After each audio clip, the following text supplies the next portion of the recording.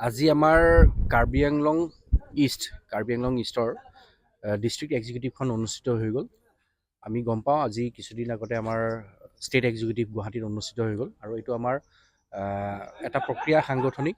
State executive হৈ যোৱাৰ পিছত প্ৰত্যেক জিলাৰ এক্সিকিউটিভ হয় 6 তাৰিখৰ পৰা 11 তাৰিখৰ ভিতৰত হয় আৰু আজি আমাৰ ইয়াতে হ'ল প্ৰভাৰী হিচাপে ময়ো ইয়াতে উপস্থিত থাকিলোঁ আৰু নেক্সট পৰ্যায়ত আমাৰ মণ্ডল পৰ্যায়ৰ যিখিনি এক্সিকিউটিভ আছে সেইখিনি অনুষ্ঠিত হ'ব। উদ্দেশ্য আমাৰ সাংগঠনিক এইটো কাৰ্যক্ৰমৰ এটা ৰেগুলাৰ আমাৰ প্ৰত্যেক 3 মাহৰ মূৰে মূৰে আমাৰ ডিষ্ট্ৰিক্ট এক্সিকিউটিভ হয়, ষ্টেট এক্সিকিউটিভ হয় আৰু ঠিক তেনেধৰণে আমাৰ ইয়াতো আজি ডিষ্ট্ৰিক্ট এক্সিকিউটিভখন অনুষ্ঠিত হৈ গৈছে। ইয়াত আমি সাংগঠনিক বিভিন্ন ধৰণৰ কথা আমি আলোচনা কৰোঁ। বুথ পৰ্যায়ৰ পৰা আমাৰ ডিষ্ট্ৰিক্ট পৰ্যায়লৈকে যিখিনি আমাক নীতি নিৰ্দেশনা ৰাজ্যিকে প্ৰেৰণ কৰে, সেই নীতি নিৰ্দেশনাখিনিৰ ওপৰত আমি বিস্তৃতৰূপে আলোচনা কৰোঁ। আমি কি ধৰণে আগন্তুক দিনত আমি আগবাঢ়ি যাম আৰু যোৱা যিখিনি কাম আছিল আমি কি ধৰণে আমি সেইখিনি সমাপন কৰিলোঁ, এই বিষয়ে আমাৰ সম্পূৰ্ণ সাংগঠনিক কথা আলোচনা হয় ইয়াতে। আপকামিং MLA ইলেকশ্যনৰ ৰণকৌশলৰ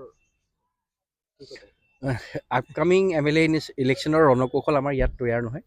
আমাৰ ইয়াতে কাৰ্যকৰ্তা সকলো আছে। ওপৰৰ পৰা যিখিনি নিৰ্দেশনা আহে আমি সেইখিনি ইয়াতে পালন কৰোঁ, আমি ফ'ল' কৰোঁ। সেইখিনি আমাৰ ইয়াত নহয়। কাৰ্বি আংলঙত যি বিজাৰ ইলেকশ্যনৰ কথা আপুনি কি ক'ব?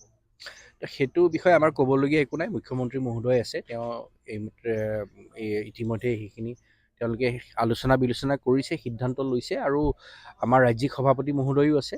গতিকে মুখ্যমন্ত্ৰী মহোদয় আৰু ৰাজ্যিক সভাপতি মহোদয়ে আলোচনা বিলোচনা কৰি কি সিদ্ধান্ত লয় তেওঁলোকে সেইখিনি ল'ব।